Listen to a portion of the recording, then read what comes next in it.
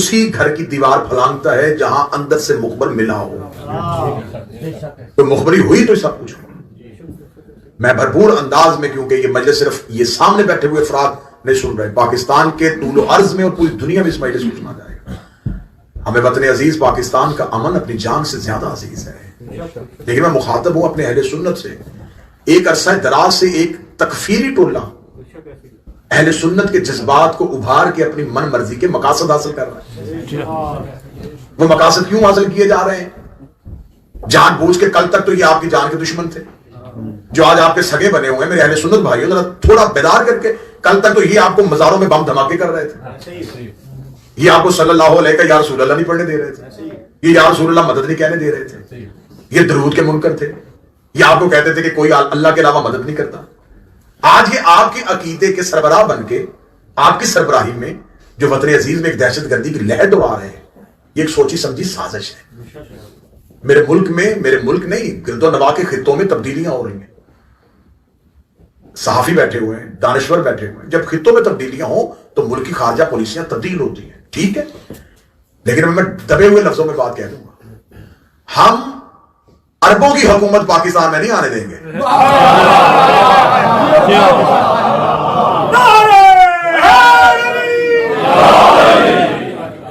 یہ سوچیں کہیں اور سے آئی ہیں, اور یہ سوچ صرف سوچ ہی نہیں آئی, یہ ریال سمیت آئی ہے.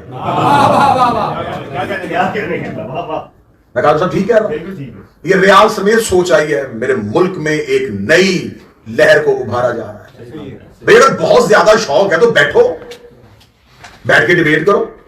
کس کی عزت کروانا چاہتے ہو؟ ہم سے نہیں ہوتی بنی امیہ کی عزت. اپنے بچوں کی آنکھوں میں دھول جھونک رہے ہو. تمہارے پرانے علماء کتابوں میں لکھ کے چلے گئے, جس کی نام پہ آج تم جلوس نکال رہے ہو وہ مولا علی کو ممبروں پہ گالیاں دیتا تھا. علی کی دفعہ تمہیں غیرت نہیں آئی. اب تمہیں غیرت کس بات کی آ رہی ہے؟ نہیں مانیں گے ہم اس بندے کو جو علی سے جنگ کرتا ہے. کتابوں کے چھت تک ڈھیر لگ جائیں گے.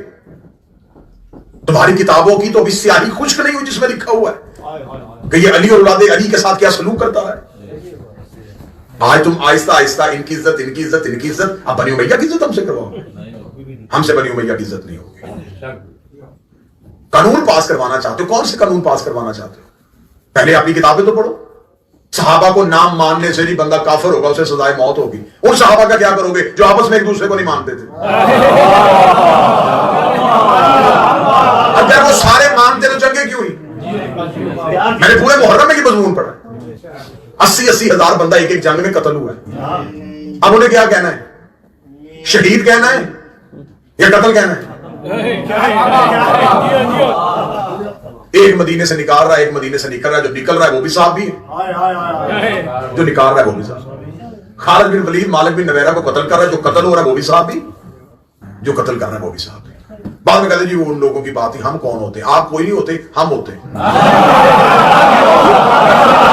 آپ سے کوئی نہیں ہو سکتی, ہم ہوتے ہیں. ضرور ہم کریں گے بات, جو حق پہ ہے ہم اس کا ساتھ دیں. اہل بیت حق پہ تھے, حق پہ ہیں, حق پہ رہیں گے. وطن عزیز کا امن خراب کرنے کی کوشش نہ کی جائے. چند ٹولوں کو سڑکوں پہ لا کے احتجاج کروا کے ہم یہ کر دیں گے, ہم وہ کر دیں گے, ہم وہ کر دیں گے. اخیر بیٹھنا ہے تم نے کہیں نہ کہیں. پچھلے منحوس مولوی کی کل یا پرسوں کی پریس کانفرنس ہے, جی علی ولی اللہ زام میں کہتے ہیں کہ دہشت گردی. میں تمہیں علی ولی اللہ دعوت الشیرہ میں دکھاتا ہوں, تو مجھے صلاۃ و خیر من النوم دکھا. بھئی اذان میں اضافہ کس نے کیا ہے؟ ہم تو یہ باتیں بڑے امن کے ساتھ کرنے والے لوگ تھے, لیکن مجبور کیا گیا ہے. اگر علی ولی اللہ اذان میں اضافہ تمہیں دہشت گردی لگتا ہے تو تم نے تو خود کے بات اصول میں لکھی ہوئی ہے کہ جو کام نبی کی زندگی میں نہ ہوا ہو اور بعد میں ہو بدعت ہوتا ہے.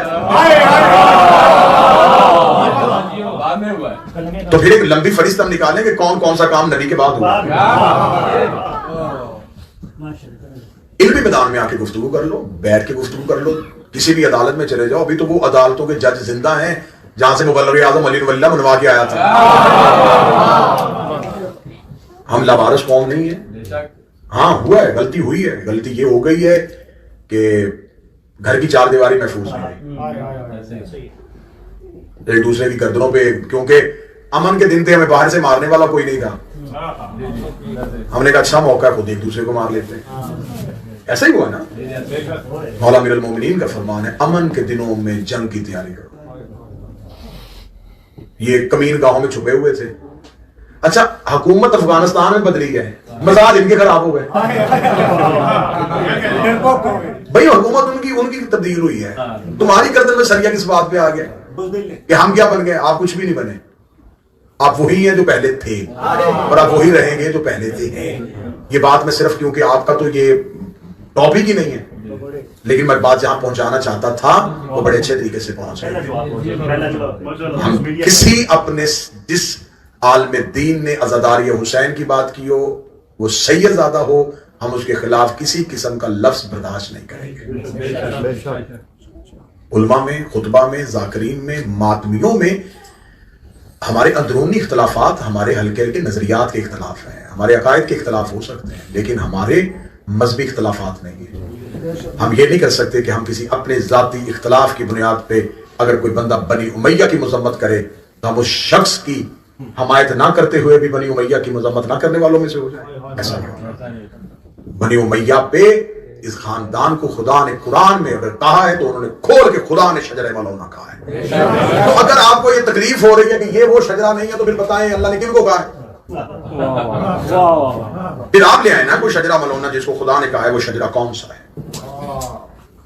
مشکل سے مشکل دور آ رہا ہے کیونکہ حجت کا ظہور قریب.